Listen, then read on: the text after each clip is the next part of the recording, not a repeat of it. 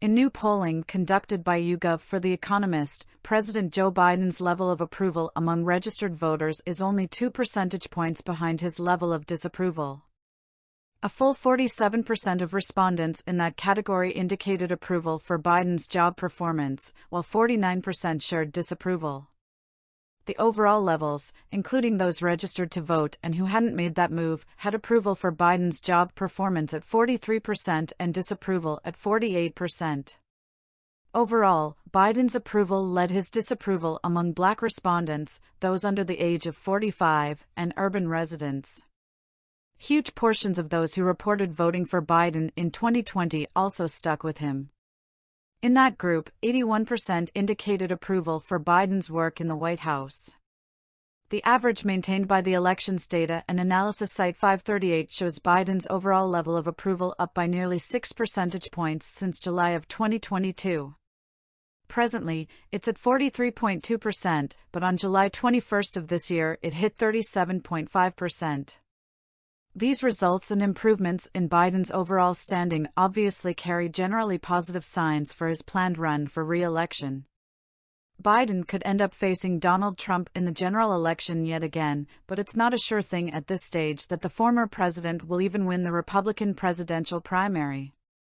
The possibility of Florida GOP Governor Ron DeSantis running for the nod threatens to stop Trump's ambition of returning to presidential power.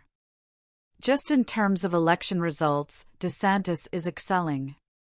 He recently won his race for re-election by a margin of nearly 20 percentage points after first prevailing in a general election in the race for governor by less than 0.5%.